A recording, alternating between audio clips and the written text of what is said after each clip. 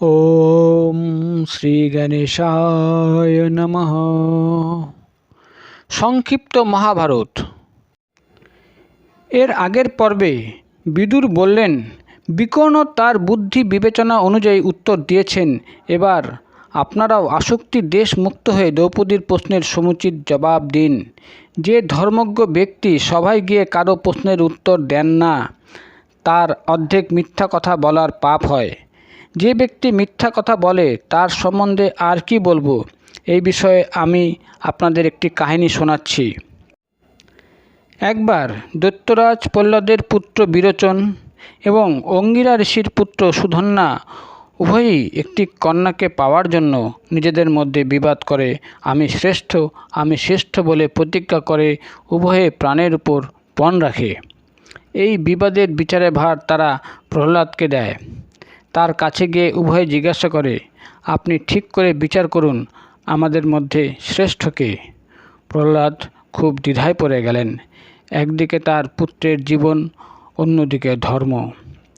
কিছু স্থির করতে না পেরে প্রহ্লাদ মহর্ষি কাশ্যপের কাছে গিয়ে তাকে জিজ্ঞাসা করলেন, মহাভাগ, আপনি দেবতা, অসুর এবং ব্রাহ্মণদের ধর্ম বিষয়ে পূর্ণরূপে অবগত। আমি খুবই ধর্ম সংকটে পড়েছি। আপনি কৃপা করে বলুন যে কোনো প্রশ্নের উত্তর না দিলে বা জেনে শুনেও ভিন্ন উত্তর দিলে কি গতি হয়? মহর্ষি কাশ্যপ বললেন, যে ব্যক্তি জেনে শুনে আসক্তি, দেশ বা ভয়ের জন্য ঠিকমতো উত্তর না দেয়, অথবা যে সাক্ষ্য প্রদানে শিথিলতা করে বা ঠিকমতো বলে না, সে বরুণের সহস্র পাশে বদ্ধ হয়। প্রত্যেক বছরে তার পাশের এক একটি গ্রন্থি খোলে। তাই যার সত্য সম্বন্ধে জ্ঞান থাকে তার সত্য কথাই বলা উচিত। যে সভায় অধর্মের দ্বারা ধর্মকে দাবিয়ে রাখা হয় এবং সেখানকার সভাসদবৃন্দ সেই অধর্মকে দূর করে না, সেক্ষেত্রে সেই সভার সভাসদগণই পাপভাগী হয়। যে সভায় নিন্দিত ব্যক্তিকে নিন্দা করা হয় না, সেখানে সভাপতি সেই অধর্মের অর্ধেক, সভাকারীরা 1/4 এবং অন্যান্য সভাসদরাও পাপের 1/4 ভাগীদার হয়। যেখানে নিন্দিত ব্যক্তির নিন্দা হয়, সেখানে সভাপতি এবং সদস্যগণ পাপমুক্ত হন, আর সমস্ত পাপ শুধু পাপীতেই বর্তায়। প্রহ্লাদ, যে ব্যক্তি সজ্ঞানে ধর্মের প্রতিকূলে প্রশ্নের উত্তর দেয়, তার পূর্বের এবং পরের সৎপুরুষ এবং শ্রোত, স্মার্ত ইত্যাদি সমস্ত শুভকর্ম নষ্ট হয়ে যায়। সঙ্গীদের কাছে প্রতারিত হলে মানুষ মনে অত্যন্ত ব্যথা পায়। যে ব্যক্তি মিথ্যা কথা বলে তাকে তার থেকেও বেশি দুঃখ ভোগ করতে হয়। প্রত্যক্ষ দেখে শুনে এবং ধারণা করেও সাক্ষ্য দেওয়া যায়। এতে সত্যবাদী সাক্ষীর ধর্ম ও অর্থ নষ্ট হয় না।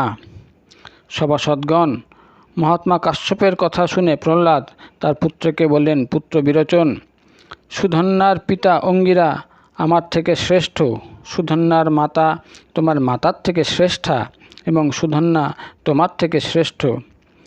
তাই এখন থেকে সুধন্বা তোমার প্রভু।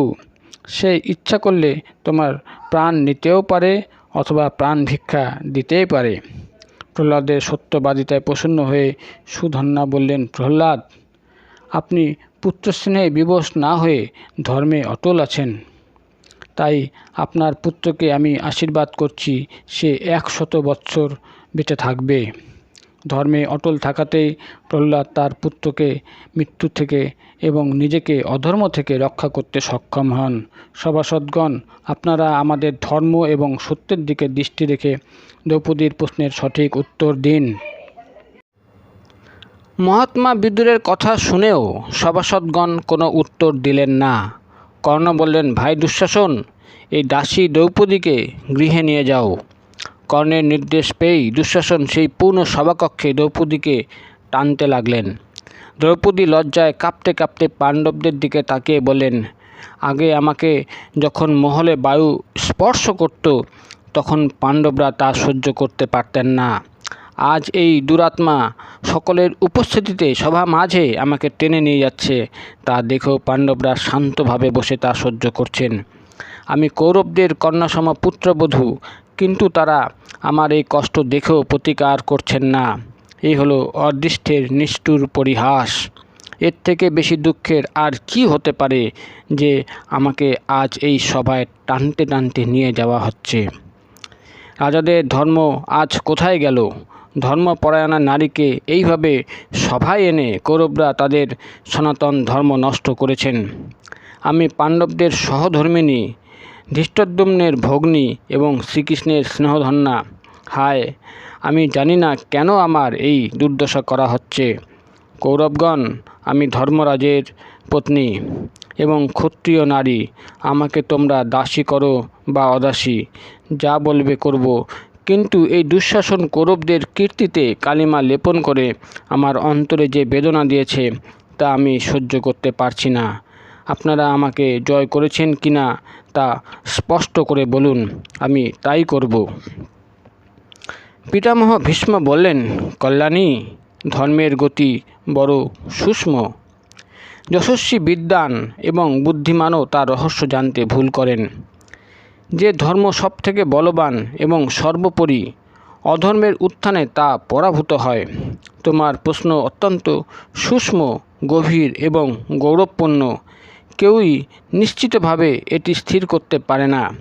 এই সময় কৌরবরা লোভ এবং মোহের বশ হয়ে রয়েছে। এটি কুরুকুল ধ্বংস হবার আগাম সূচনা দিচ্ছে। তুমি যে কুলের বধূ, সেই কুলের লোকেরা অনেক বড় দুঃখ সহ্য করেও ধর্মপথ থেকে সরে যায়নি। তাই এই দুর্দশায় পড়েও তোমার ধর্মের দিকে দৃষ্টি রাখা এই কুলেরই অনুরূপ। ধর্মের মর্মজ্ঞ দ্রোণ, কৃপ প্রমুখ এখনও মাথা হেঁট করে নির্জীবভাবে বসে আছেন। আমার মনে হয় ধর্মজ্ঞ যুধিষ্ঠির এই প্রশ্নের যে উত্তর দেবেন তাকেই প্রমাণ বলে মানা উচিত। তুমি জিতেছ কিনা উনি তার উত্তর দেবেন, তাকেই প্রমাণ বলে মানা উচিত। সভাস্থ সকলেই দুর্যোধনের ভয়ে দ্রৌপদীর দুর্দশা দেখে এবং তার করুণ ক্রন্দন শুনেও উচিত অনুচিত কিছুই বলতে পারলেন না। দুর্যোধন ঈষৎ হাস্যে দ্রৌপদীকে বললেন, ওরে দ্রুপদ কন্যা, তোমার এই প্রশ্ন তোমার উদার স্বভাব প্রতি ভীম, অর্জুন, সহদেব এবং নকুলদের প্রতি করো। এরা তোমার প্রশ্নের উত্তর দিচ্ছে না কেন? এরা যদি আজ এখানে সবার সামনে বলে দেয় যে যুধিষ্ঠিরের তোমার উপর কোনো অধিকার নেই এবং তাকে মিথ্যাবাদী প্রমাণ করে, তাহলে আমি এখনই তোমাকে দাসিত্ব থেকে মুক্ত করে দেব। ভীম তার চন্দন চর্চিত দিব্য বাহু তুলে বললেন, সভাসদগণ, উদার শিরোমণি ধর্মরাজ যুধিষ্ঠির যদি কুলের শীর্ষ কুলপতি এবং আমাদের সর্বস্ব না হতেন, তাহলে কি আমরা এই অত্যাচার সহ্য করতাম? ইনি আমাদের পুণ্য, তপস্যা এবং জীবনের প্রভু। ইনি যদি নিজেকে পরাজিত মনে করেন, তাহলে আমরাও যে পরাজিত তাতে কোনো সন্দেহ নেই। যদি আমি প্রভু হতাম, তাহলে এই দুরাত্মা দুঃশাসন কি দ্রৌপদীর চুলের মুঠি ধরে মাটিতে ফেলে পদাঘাত করে এখনও জীবিত থাকতে পারত? আমার এই লৌহদণ্ডের ন্যায় দীর্ঘ বাহু, যার দ্বারাই ইন্দ্রকেও পিষে ফেলা যায়, তা দিয়ে পিষে মারতাম। কিন্তু আমরা ধর্মরজ্জুতে আবদ্ধ। অর্জুন আমাকে বাধা দিয়েছে। ধর্মরাজের গৌরবের জন্য আমি এই সংকটে কিছু করতে পারিনি। ধর্মরাজ যদি একবার সংকেত দ্বারাও আমাকে আদেশ দিতেন, তাহলে আমি এই ক্ষুদ্র জন্তুকে এক মুহূর্তে পিষে মেরে ফেলতাম। ভীমের প্রজ্বলিত ক্রোধাগ্নি দেখে ভীষ্ম, দ্রোণ এবং বিদুর বললেন, ভীম, ক্ষমা করো, তোমার পক্ষে কিছুই অসাধ্য নয়। তোমার দ্বারা সব কিছুই হওয়া সম্ভব। সেই সময় ধর্মরাজ যুধিষ্ঠিরের প্রায় অচেতন অবস্থা। দুর্যোধন যুধিষ্ঠিরকে বললেন, রাজন, ভীম, অর্জুন, নকুল ও সহদেব তোমার অধীন। তাহলে তুমি দ্রৌপদীর প্রশ্নের উত্তর দাও। তুমি কি মনে করো যে দ্রৌপদীকে আমি পাশা খেলায় পণ হিসাবে জয়লাভ করিনি? দুরাত্মা দুর্যোধন এই বলে কর্ণের দিকে তাকিয়ে হাসলেন এবং ভীমকে লজ্জা দেওয়ার জন্য বাম জঙ্ঘা দেখাতে লাগলেন। ভীমের চোখ ক্রোধে রক্তবর্ণ হয়ে গেল। তিনি চিৎকার করে সভা কাঁপিয়ে বললেন, দুর্যোধন, শোনো, আমি যদি মহাযুদ্ধে নিজ গদার আঘাতে তোর ওই জঙ্ঘা ভেঙে না দেই, তবে আমি আমার পূর্বপুরুষের ন্যায় সদ্গতি লাভ করব না। সেই সময় ক্রোধান্বিত ভীমের রোমকূপ দিয়ে যেন আগুনের হলকা বার হতে লাগলো। বিদুর বললেন, নৃপতিগণ, দেখো, ভীম এখন ভয়ানক পরিস্থিতির সৃষ্টি করছে। আজকের এই ঘটনা অবশ্যই ভরতবংশের অনর্থের মূল কারণ হবে। ধৃতরাষ্ট্র পুত্রগণ, তোমাদের এই জুয়া খেলা অন্যায়। সেজন্যই তোমরা এই পরিপূর্ণ সভাতে এক নারীকে নিয়ে অন্যায় বিবাদ করছো। তোমরা তোমাদের উৎকৃষ্টতার সবই বিসর্জন দিয়েছ। তোমাদের সব কাজই কুকর্মযুক্ত। সভাতে ধর্ম উল্লঙ্ঘন করলে সমস্ত সভার দোষ হয়। ধর্ম নিয়ে একটু চিন্তা করো। যুধিষ্ঠির নিজেকে হেরে যাওয়ার আগে যদি দ্রৌপদীকে পণ রাখতেন তাহলে অবশ্যই দ্রৌপদী দুর্যোধনের হতো, কিন্তু আগে তিনি নিজেকে হারানোয় দ্রৌপদীকে পণ রাখার তার কোনো অধিকার ছিল না। দ্রৌপদীকে আমরা জিতে নিয়েছি, এ তোমার শুধু স্বপ্ন। শকুনির কথায় ধর্মনাশ করো না। এই প্রকার প্রশ্নোত্তর যখন চলছে সেই সময় ধৃতরাষ্ট্রের যজ্ঞশালায় বহু গর্দভ একত্রিত হয়ে ডাকতে লাগলো এবং সেই সঙ্গে বহু কাক, শকুন প্রভৃতি ভয়ঙ্কর শব্দে কোলাহল করে উঠতে লাগলো। এই ভীষণ কোলাহলে গান্ধারী ভয় পেয়ে গেলেন। ভীষ্ম, দ্রোণ এবং কৃপাচার্য স্বস্তি স্বস্তি বলতে লাগলেন। বিদুর এবং গান্ধারী ভয় পেয়ে ধৃতরাষ্ট্রকে ঘটনাটি অবগত করালেন। ধৃতরাষ্ট্র দুর্যোধনকে বললেন, ওরে দুর্বিনীতি, তোর জেদে আমাদের সর্বনাশ হয়ে গেল। আরে দুর্বুদ্ধি, তুই কুরুকুলের পুত্রবধূ এবং পাণ্ডবদের রাজরানীকে সভায় নিয়ে এসে কথা বলছিস। তারপর তিনি একটু ভেবে নিয়ে দ্রৌপদীকে বোঝাতে লাগলেন, মা, তুমি পরম পতিব্রতা এবং আমার পুত্রবধূদের মধ্যে শ্রেষ্ঠ। তোমার যা ইচ্ছা আমার কাছে চেয়ে নাও। দ্রৌপদী বললেন, রাজন, আপনি যদি আমাকে কিছু দিতে চান তাহলে আমার ইচ্ছা ধর্মাত্মা সম্রাট যুধিষ্ঠিরকে দাসত্ব থেকে মুক্ত করুন, যাতে আমার পুত্র প্রতিবিন্ধকে কেউ অজ্ঞানবশত দাসপুত্র বলতে না পারে। ধৃতরাষ্ট্র বললেন, কল্যাণী, তোমার ইচ্ছা পূর্ণ হোক। তুমি আরও বর চাও, কারণ তুমি কেবলমাত্র একটি বর পাওয়ার যোগ্য নও। দ্রৌপদী তখন বললেন, আমার দ্বিতীয় বর হলো রথ এবং ধনুকসহ ভীম, অর্জুন, নকুল এবং সহদেব দাসত্ব থেকে যেন মুক্তি লাভ করে। ধৃতরাষ্ট্র বললেন, সৌভাগ্যবতী বধূ, তোমার ইচ্ছা পূর্ণ হোক, কিন্তু এতেও তোমার সঠিক সম্মান হয়নি। তুমি আরও বর চাও। দ্রৌপদী বললেন, মহারাজ, অধিক লোভে ধর্মনাশ হয়। তৃতীয় বর প্রার্থনা করার আমার আর ইচ্ছা নেই। আমি তার অধিকারিণীও নই। শাস্ত্র অনুসারে বৈশ্যের 1, ক্ষত্রিয় নারীর 2, ক্ষত্রিয়ের 3 এবং ব্রাহ্মণদের 100 বর চাওয়ার অধিকার আছে। এখন আমার পতিগণ দাসত্ব বন্ধন থেকে মুক্তি পেয়েছেন। এবারে তারা সৎকর্ম দ্বারা সব কিছু প্রাপ্ত করবেন। দ্রৌপদীর সুবুদ্ধিতে কর্ণ তার প্রশংসা করতে লাগলেন। ভীম যুধিষ্ঠিরকে বললেন, রাজেন্দ্র, আমি আমাদের শত্রুদের এইখানে অথবা এখান থেকে বেরোলেই হত্যা করব। সেই সময় ক্রোধে ভীমের সারা অঙ্গ দিয়ে আগুন ঝরছিল, ভ্রু কুঁচকে মুখমণ্ডল ভয়ঙ্কর দেখাচ্ছিল। যুধিষ্ঠির ভীমকে শান্ত করলেন। তারপর তারা জ্যেষ্ঠ তাত ধৃতরাষ্ট্রের কাছে গেলেন। তারা বললেন, মহারাজ, আপনি বলুন, এখন আমরা কি করব? আপনি আমাদের প্রভু, আমরা চিরদিনই আপনার আজ্ঞাধীন হয়ে থাকতে চাই। ধৃতরাষ্ট্র বললেন, অজাতশত্রু যুধিষ্ঠির, তোমার কল্যাণ হোক। আনন্দে বাস করো।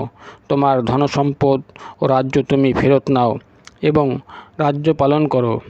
বৃদ্ধের এই হলো আদেশ। আমি তোমার হিত ও মঙ্গলের জন্যই এ কথা বলছি। তুমি বুদ্ধিমান, ধর্মজ্ঞ, বিনম্র এবং বৃদ্ধদের সেবাকারী। বুদ্ধি ও ক্ষমার সংমিশ্রণ। তুমি ক্ষমা করো। উত্তম ব্যক্তি কারো প্রতি শত্রুতা রাখে না, দোষ না দেখে গুণের দিকেই দৃষ্টি দিয়ে থাকে এবং কারো সঙ্গেই বিরোধ করে না। সৎ ব্যক্তিদেরও দৃষ্টি শুধু সৎকর্মের দিকেই থাকে। কেউ শত্রুতা করলেও তারা তা মনে রাখে না। শত্রুর উপকারও করে এবং প্রতিশোধ নেওয়ার কোনো চেষ্টাই করে না। নীচ ব্যক্তিরা সাধারণ কথাবার্তায় কটু কথা বলে এবং মধ্যম ব্যক্তিরা কটুবাক্য শুনে কটুবাক্য বলে। কিন্তু উত্তম ব্যক্তিরা কোনো পরিস্থিতিতেই কঠোর বাক্য প্রয়োগ করেন না। সৎ ব্যক্তিরা কোনো সময়ই মর্যাদা লঙ্ঘন করেন না। তাদের দেখে সকলেই প্রসন্ন হন। এই সময় তুমিও অত্যন্ত সৌজন্যমূলক ব্যবহার করেছ। অতএব পুত্র, তুমি তোমার এই জ্যেষ্ঠ তাত ধৃতরাষ্ট্রের এবং মাতা গান্ধারীর জন্য দুর্যোধনের দুর্ব্যবহার ভুলে যাও। তোমার বৃদ্ধ অন্ধ জ্যেষ্ঠ তাতকে দেখো। আমি আগেই এই পাশা খেলতে নিষেধ করেছিলাম, তারপর ভাবলাম এতে ভাইদের মেলামেশা ও পরস্পরের শক্তি প্রকাশ করার সুযোগ হবে, তাই অনুমতি দিয়েছিলাম। তোমার ন্যায় শাসক ও বিদুরের ন্যায় মন্ত্রী পেয়ে কুরুবংশ ধন্য হয়েছে। তোমার মধ্যে ধর্ম, অর্জুনের মধ্যে ধৈর্য, ভীমের মধ্যে পরাক্রম এবং নকুল সহদেবের মধ্যে বিশুদ্ধ গুরু সেবার ভাব আছে। ধর্মরাজ, তোমার কল্যাণ হোক। এখন তুমি তোমার রাজ্যে ফিরে যাও। ধর্মরাজ যুধিষ্ঠির অত্যন্ত বিনয় ও শিষ্টাচারের সঙ্গে প্রজ্ঞাচক্ষু ধৃতরাষ্ট্রের অনুমতি নিয়ে নিজ ভাই বন্ধুদের এবং ইষ্টমিত্রের সঙ্গে ইন্দ্রপ্রস্থের পথে রওনা হলেন। এর পরের পর্বে দ্বিতীয়বার ছলটাযুক্ত পাশা খেলার আয়োজন এবং পাণ্ডবদের বনগমন আপনাদের গল্পের আকারে পড়ে শোনানো হবে।